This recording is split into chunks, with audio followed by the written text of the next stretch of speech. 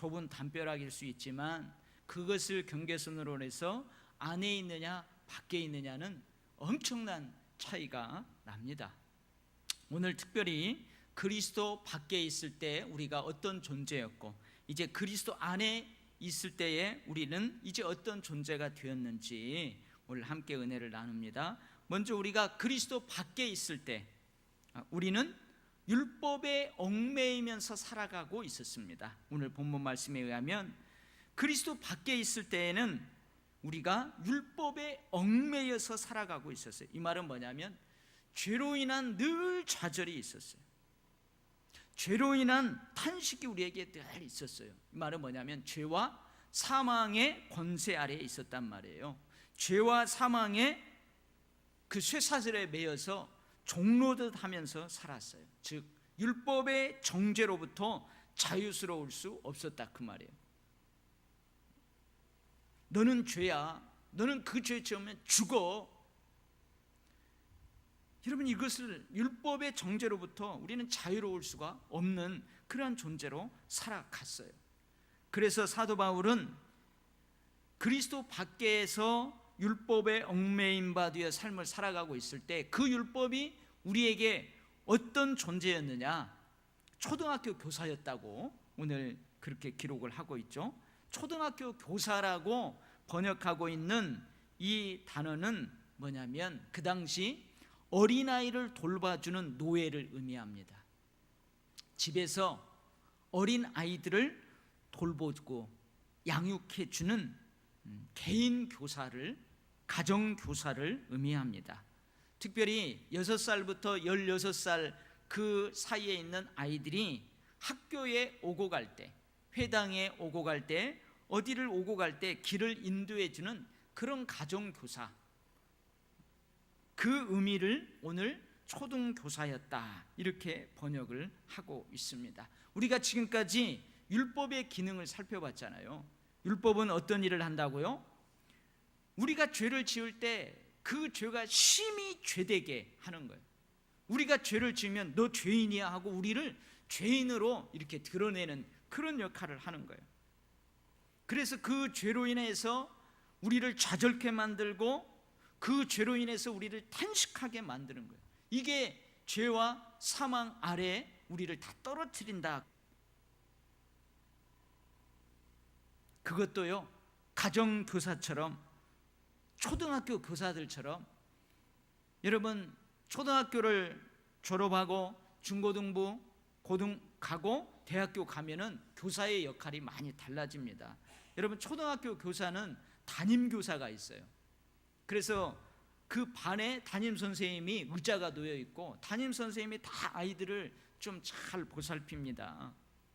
근데 이제 중고등학교에 들어가면 담임선생님이 그 자리가 그 반에 없어요. 교무실에 있고 누구를 통해서 반장이나 그날 주번을 통해서 소식도 알리고 뭐 준비하고 뭐 그렇게 해요.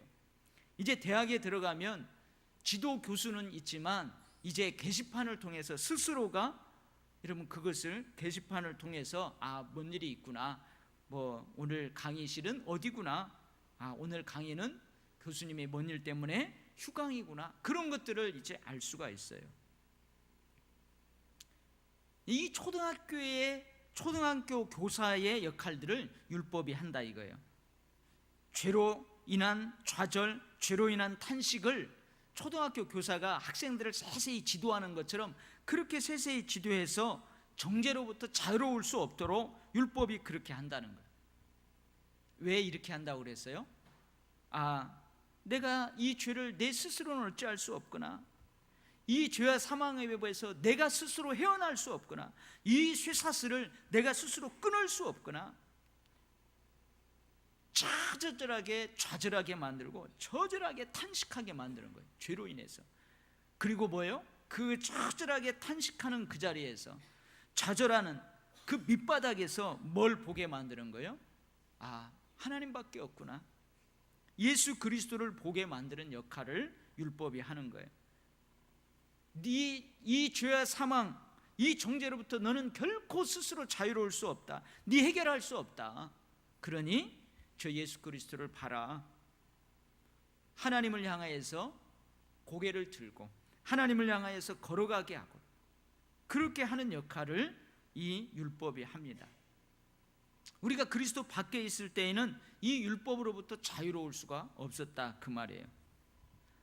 자, 그러면은 이제 우리가 그리스도 안에 있을 때에는 그러면은 어떠한 복을 얻게 되는가, 그걸 살펴볼 텐데, 그러면 우리가 어떻게 그리스도 안에 있을 수 있는가, 어떻게 하면 우리가 예수 그리스도 안에 있게 되는가,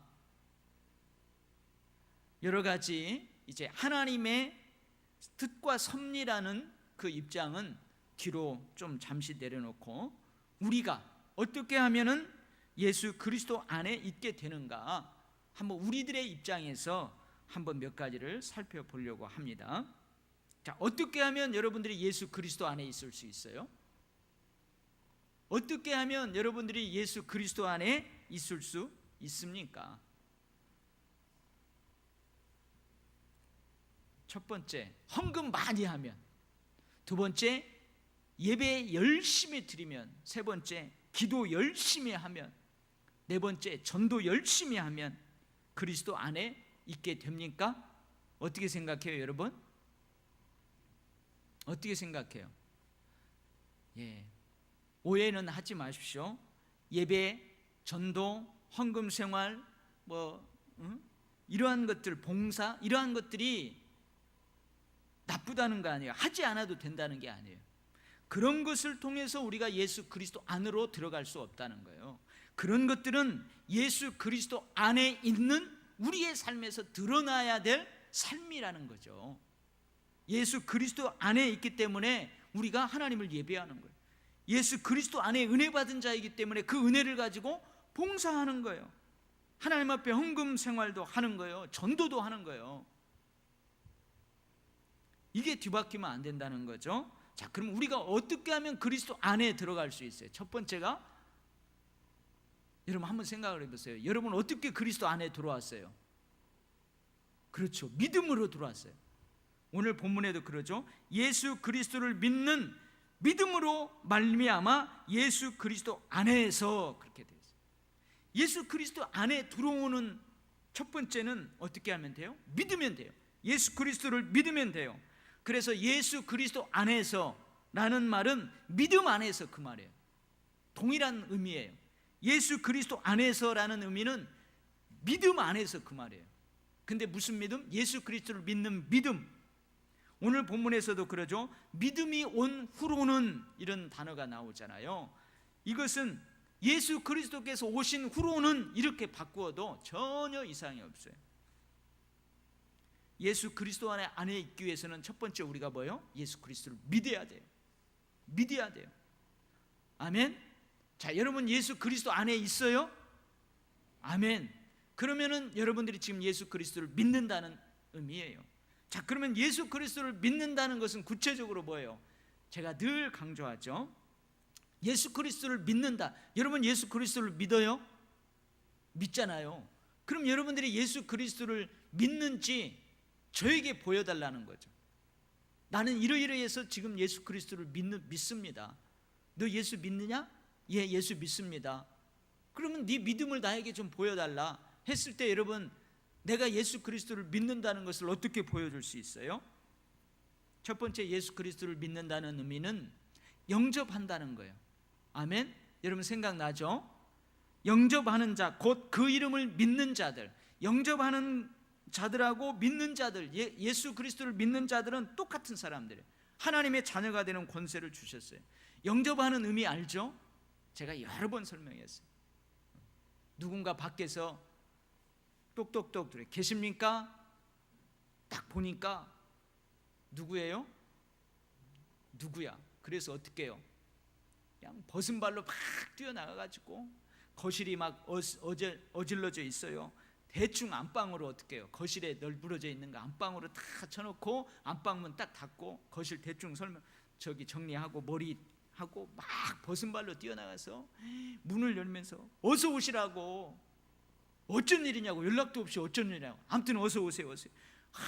연락도 없이 오니까 우리 그냥 너무나 더 좋네요. 어서 오세요. 그러면서 막 덥죠. 오늘 덥죠. 후덥지근하니 덥죠. 들어오세요. 그러면서 냉장고에서 뭐 꺼내. 이렇게 영접하는 거예요. 이게 영접하는 거예요. 예수 그리스도께서 내 마음의 문을 놓고 하는 거죠. 내가 네 마음에 들어가서 너와 동거하고 싶다. 너를 내 백성으로 삼고 싶다. 노크 소리를 듣고 내 마음이 좀 지저분하고 더럽고 추악해도 주님 어서 오세요. 주님 어서 오세요 하고 자기 마음을 활짝 여는 거예요. 자기 삶의 중심으로 어서 오세요. 이게 예수를 믿는다는 의미예요. 그래서 예수를 믿는 사람은 그 사람 마음에 누가 계세요? 예수님이 계세요. 늘 예수님과 동거하는 거예요.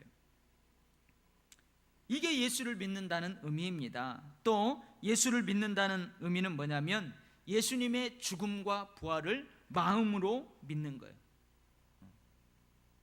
남들이 뭐라고 할지라도 예수 그리스도께서 왜 십자가에 죽으셨는가, 또 예수 그리스도가 부활하셨다는 그 사실을 마음으로 굳게 믿는 거예요. 마음으로, 아주 이 마음으로 뭐냐면 기초가 튼튼하다는 거죠. 예수님의 죽음과 부활에 대한 그 신앙이, 믿음이 그냥 굳건하다는 거예요. 이게 예수님을 믿는다는 의미예요. 그리고 그 예수님을 뭘로요? 입으로 시인하는 거예요. 예수님의 죽으심 부활을 마음으로 믿고 입으로 그 예수님을 나의 주님이라고 시인하는 거예요. 너가 만일 너 입으로 예수를 주로 시인하며 또 하나님께서 그를 죽은 자 가운데서 살리신 것을 내 마음에 믿으면 구원을 받으리라. 사람이 마음으로 믿어 의에 이르고 입으로 시인하여 구원에 이르느니라. 예수 그리스도의 죽음과 부활에 대한 흔들리지 않는 이 마음에 확고함이 있어야 돼요. 그리고 그 확고함 가운데에서 그 예수님은 나의 주인이십니다. 나의 주님이십니다. 내가 영접해서 내 마음에 계시는 주님, 내 삶에 계시는 그 예수 그리스도는 나의 주인이십니다. 그렇게 입으로 고백하는 것, 그게 예수를 믿는다는 의미예요. 세 번째는 예수 그리스도의 말씀을 따라 열매 맺는 삶을 사는 거예요.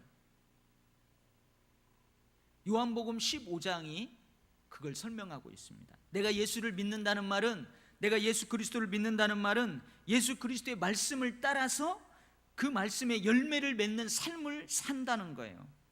예수 그리스도의 계명, 예수 그리스도의 말씀에 순종하면서 사는 거, 그게 예수를 믿는다는 거예요. 예수 그리스도의 계명이 구체적으로 뭐예요? 똑같아요.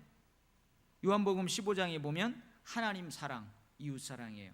예수 그리스도의 계명은 예수님이 우리를 사랑하셨던 것처럼 우리가 서로 사랑하는 거예요. 위로는 하나님을 사랑하고 옆으로는 이웃들을 사랑하는 거, 이게 예수 그리스도의 계명이에요. 새로운 우리에게 주신 계명이에요. 예수님의 가르침의 말씀은 이 말씀으로 거의 다 엑기스처럼 다 녹아져요. 이 말씀을 따라 열매 맺는 삶을 사는 것, 이게 예수를 믿는다는 의미예요. 이게 말로만이 아니죠. 마음으로 믿고 마음에 예수 그리스도를 영접하고 입으로 예수를 부인하지 않는 거예요. 예수님은 나의 주인이십니다. 그렇게 고백하는 거예요. 그리고 그 고백한 대로 예수님의 가르침의 말씀을 따라서 삶을 사는 것, 그게 예수를 믿는 거예요. 예수를 믿는 거예요. 여러분, 그래서 그 사람의 믿음이 신실하냐 신실하지 않느냐, 여러분 이 세 가지를 통해서 그 사람의 믿음이 아직 어리구나, 지금 이 정도까지 자라가고 있구나, 믿음이 신실하구나, 믿음이 굳건하구나, 우리가 그렇게 알아볼 수 있는 거예요. 이게 예수를 믿는다는 거예요. 이 믿음으로 내가 예수 그리스도 안에 있게 된다 이 말이에요. 할렐루야. 여러분 다 예수 그리스도를 믿으시죠? 그렇다면 우리는 예수 그리스도 안에 있어요. 또 예수 그리스도 안에 어떻게 우리가 들어갈 수 있느냐, 오늘 본문에 보면 뭘로요? 세례를 받음으로. 세례를 받음으로. 여러분 오해는 하지 마세요. 그러면 세례가 구원받는 도구냐, 구원받는 방편이냐, 그건 아니에요. 그러나 오늘 본문 말씀에 보면은 세례를 받음으로 그리스도 안에 있게 돼요. 세례의 의미를 알면은 여러분들이 그래서 세례를 받음으로 우리가 그리스도 안에 있게 되는구나. 27절 말씀, 누구든지 그리스도와 합하기 위하여 세례를 받은 자는 그리스도로 옷 입었느니라. 그러면 세례의 의미가 뭐예요? 오늘 금방 나왔죠. 세례의 의미가 뭐예요? 예수 그리스도와 합해지는 거예요. 내가 신랑 신부가 한 몸이 되는 것처럼 이 결혼식을 통해서 신랑 신부, 홀로 살았던 청춘 남녀가 결혼식을 통해서 한 몸을 이루는 것처럼 이 세례는 나와 예수 그리스도가 한 몸을 이루는 거예요. 쉽게 이야기하자면 그런 의미예요. 누구든지 그리스도와 합하기 위하여 세례를 받는다. 세례는 그리스도 예수와 합해진다는 거예요. 한 몸이 된다는 거예요. 그래서 오늘 말씀은 구체적으로 그러면 예수 그리스도와 뭐가 하나가 되느냐? 예수 그리스도의 죽으심과 내가 하나가 되는 거예요. 즉 예수 그리스도에서 십자가에 죽으신 것처럼, 그래서 장사된 것처럼 나도 예수 그리스도처럼 죽었어요. 예수 그리스도께서 왜 십자가에 죽으세요? 온 인류의 죄를 어깨에 짊어지고 그 죄에 싹진 사망을 예수님께서 십자가에서 지불하는 거예요. 온 인류의 죄가 없으신 예수님의 온 인류의 죄를 지고 그 죄의 대가를 처절하게 받는 곳, 그것이 바로 십자가예요. 십자가에서 죽으시는 예수 그리스도예요. 그래서 우리도 뭐예요? 예수 그리스도와 합한다. 세례를 통하여서 예수 그리스도가 한 몸이 된다는 말은 예수 그리스도처럼 우리도 죄에 대해서 죽는다는 말이에요. 죽었다는 말이에요. 그리고 예수 그리스도의 부활과 합해졌다 그 말이에요. 그리스도를 죽은 자 가운데서 살리심과 같이 우리도 함께 일으키심을 받는다. 이제 우리는 예수 그리스도께서 온 인류의 죄를 지고 십자가에서 그 죄의 대가인 죄의 싹신 사망을 지불하고 장사된 것처럼 우리도 이제 그렇게 죽었어요. 그리고 예수님이 다시 부활하셨어요. 하나님께서 예수 그리스도를 살리셨어요.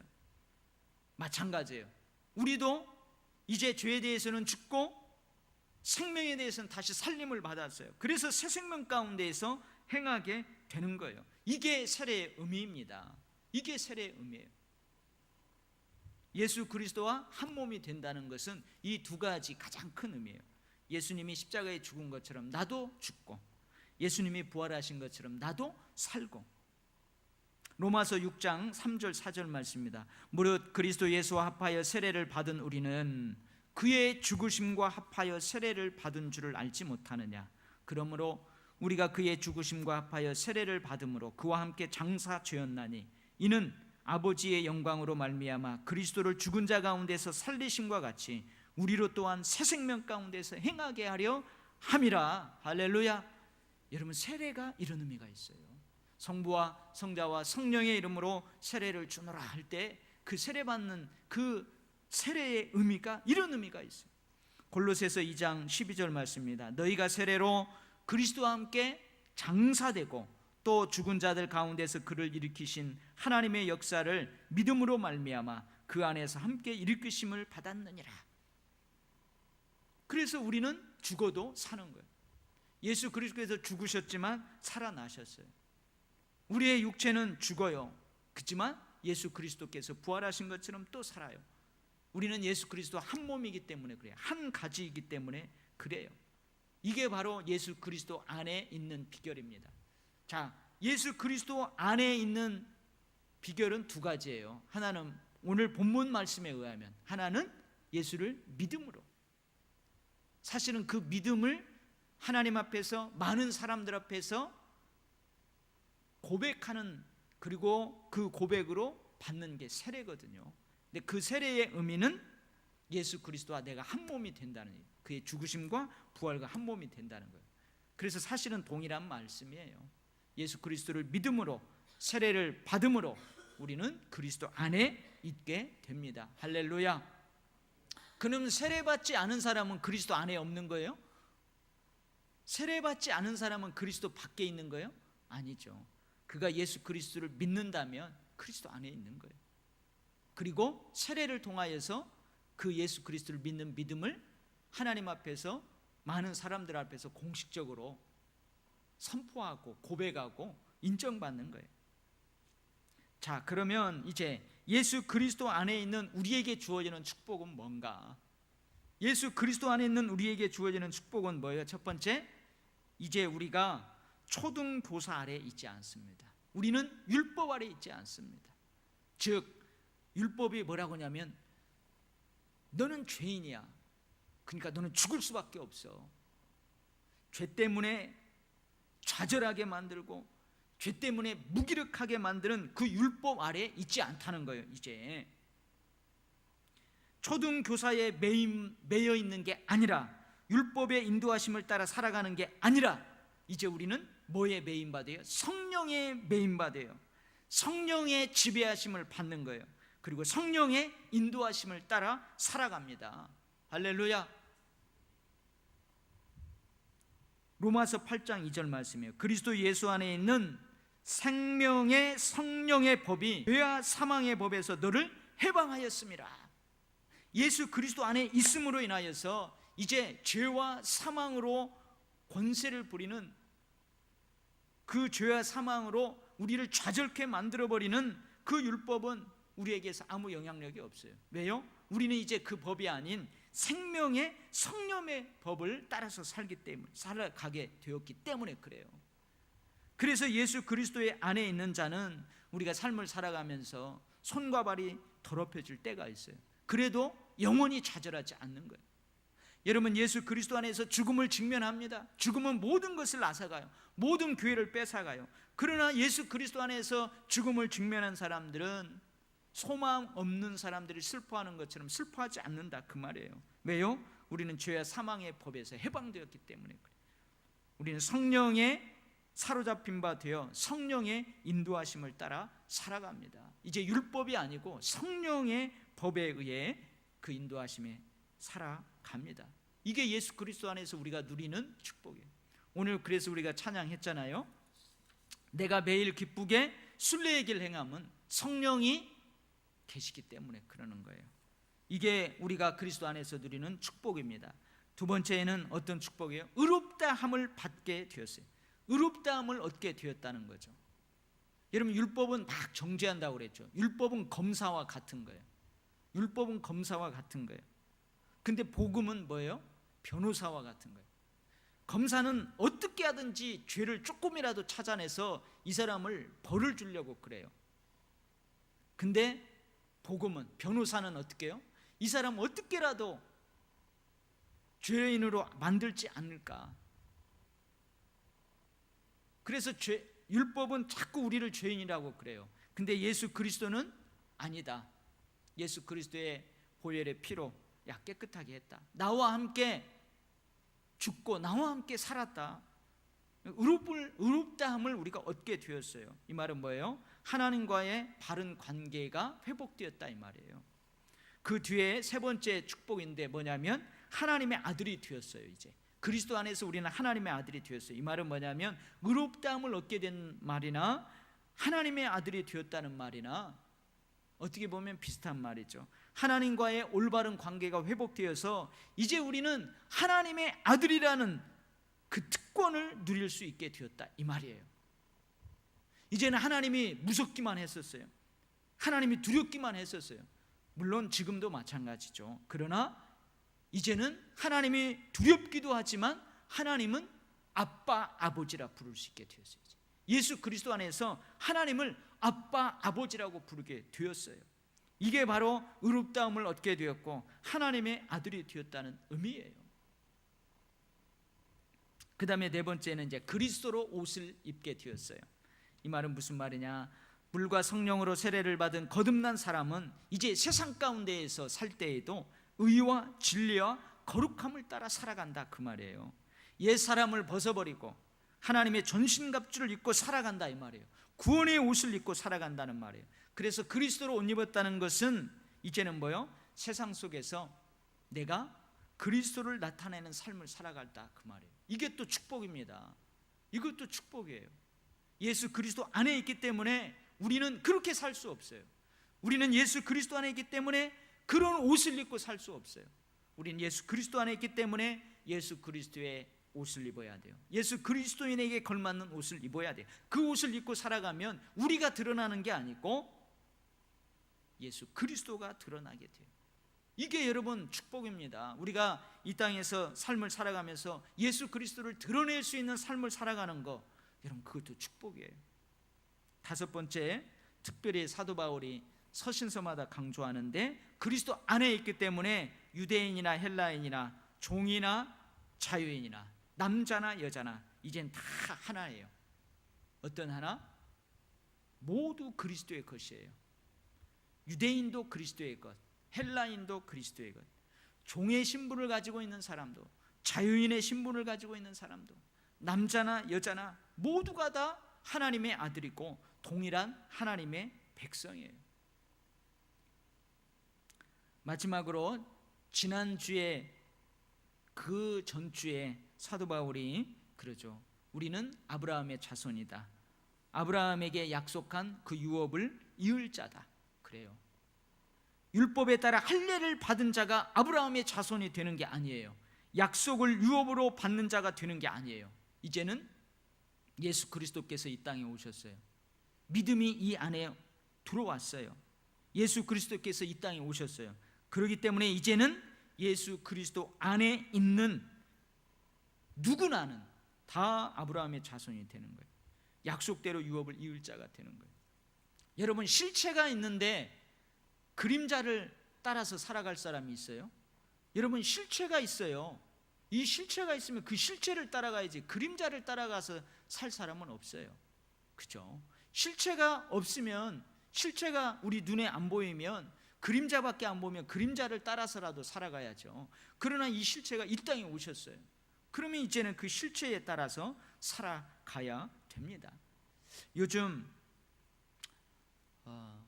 가끔 주중에 보면은 여기 우리 아이파크 앞에 건널목 거기에 사람들이 이렇게 뭐 설문조사를 하면서 뭐 붙이라고 하고 그래요.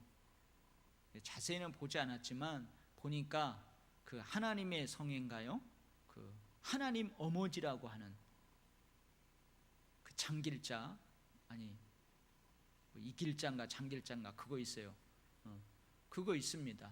근데 이 사람들은 유월절을 지켜야 구원받는다고 그래요. 유월절을 지켜야, 지금도 유월절을 지켜야 구원받는다고 그래요. 그래서 교묘하게 설문조사를 하면서 예수 믿는 사람들을 미혹하는 거예요. 미혹하는 거예요. 그러면서요, 그 이길장과 장길장과 그 여인을 재림주라고 하고 하나님이라고 하고 그러는 거예요. 그래서 하나님 어머니는 저 하늘에 계신 하나님을 이야기하는 게 아니고 그 여인을 이야기하는 거예요. 근데 거기에 미혹이 돼요. 사람들이 미혹됩니다. 미혹이 돼요. 여러분, 실체가 왔어요. 그럼 그림자는 따라 살 필요 없어요. 실체를 봐야죠. 그죠?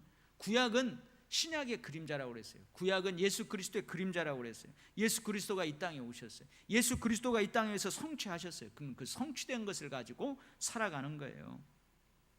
율법에 따라 할례를 받은 자가 아브라함의 자손이 되는 게 아니에요. 혈통으로 아니에요. 이제 믿음으로예요.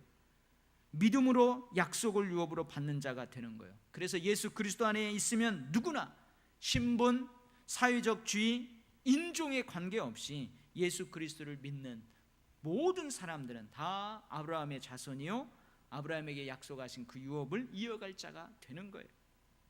여러분, 이게 바로 예수 그리스도 안에서 우리가 누리는 축복이요, 은혜입니다. 오늘 본문에서 이보다도 더 많은 것이 있지만 오늘 본문에서 예수 그리스도 안에 있는 우리가 누리는 은혜와 축복이 바로 이런 거예요. 여러분, 오늘 우리가 어떻게 하면 그리스도 안에 있게 되는가? 믿음이에요. 믿음. 세례는 그 믿음을 인치는 거고, 세례의 의미를 우리가 알았어요. 여러분, 믿음 안에 있습니까? 내 믿음이 점점점 더 깊이 뿌리내리고 있고 점점점 자라가고 있습니까? 여러분, 우리는 그렇다면 그리스도 안에 있어요. 그리스도 안에 가까이 있어요. 그러면 그리스도 안에 있는 우리가 누리는 이 은혜와 축복이 있습니다. 여러분, 제가 6가지를 이야기했는데 오늘 이 은혜 가운데 여러분이 지금 이 은혜와 축복을 풍성히 누리고 있는 것이 있을 거예요. 아직도 내가 이것을 누리지 못하고 있다면 여러분 누리시기를 바랍니다. 이미 예수 그리스도 안에서 하나님이 우리에게 주어졌기 때문에 그렇습니다. 여러분, 자꾸 내가 실수하고 넘어지고 쓰러지고 말씀대로 살지 못해서 막 무릎이 깨지고 그러할 때 여러분 좌절하지 마시기 바랍니다. 완전히 바닥에서 두 다리 쭉 펴고 나는 이제 어찌할 수 없어. 나는 어찌할 수 없어. 막 그러지 마시고요. 이미 우리는 거기로부터 해방됐어요. 성령의 생명의 성령의 법을 따라 살아갈 수 있게 되었어요. 그래서 우리는 또 일어서서 달려가는 거예요. 하나님의 아들이라는 그 특권을 가지고 달려가는 거예요. 아빠 아버지라고 부르면서 우리가 달려가는 것입니다. 어떻게 보면은 세상 사람들이 볼 때는 저것들 뻔뻔하다 그럴 수 있어요. 그러나 우리가 의도적으로 계획적으로 그런 죄를 밥 먹듯이 짓고 살아가면 안 되지만, 여러분 우리가 바른 길로 가려가다 좁은 길로 가려가다 그리스도 안에서 그리스도를 옷 입고 살아가려고 하다 여러분 조금 삐끗할 수 있잖아요. 여러분 그러할 때 주님이 어떻게 보겠어요? 아이고 야 네가 삐끗해서 나 깜짝 놀랬다 하고 주님이 붙잡아줘요. 근데 그 삐끗한 거 가지고 마치 그냥 온몸이 상한 것처럼 나는 이제 죽어, 나는 구원 못 받아, 나는 하나님이 주시는 축복 못 누려, 그러지 말라고. 예수님이 어떻게 하고 네가 삐끗해서야 넘어지 그 깜짝 놀랐다고 붙잡아줘요. 그게 성령님이에요. 여러분 이게 그리스도 안에서 우리가 누리는 축복입니다. 저 사람들은 어떻게 보면 우리 보를 보고 저런 뻔뻔한 것들 그럴 수 있어요. 그 사람들은 이 은혜와 축복을 모르기 때문에 그렇습니다. 이게 기쁜 소식이에요. 이게 복음이에요. 율법이 할 수 없는 그 일을 예수 그리스도께서 우리에게 하십니다. 여러분 오늘 이 말씀 가슴에 하나님의 은혜와 축복을 잘 새기고 여러분 이것들을 묻어두지 마시고 늘 삶에서 누리면서 살아가기를 주의 이름으로 축복합니다. 아멘. 하나님 아버지 감사합니다. 그리스도 밖에서 그리스도 안으로 우리를 이끌어 주신 것 감사합니다. 우리를 그리스도 밖에 있었는데 구별하여 그리스도 안으로 거룩하게 하신 것 감사합니다. 하나님, 그리스도 안에서 누리는 은혜와 축복이 많습니다. 알지 못하면 누리지 못하고 알면서도 묻어두면 누리지 못합니다. 우리가 오늘 알았사오니 마음껏 누리며 감사하며 이 축복이 또한 삶의 능력이 되게 하나님 그렇게 역사하여 주시옵소서. 감사드리며 예수님 이름으로 기도하옵나이다. 아멘.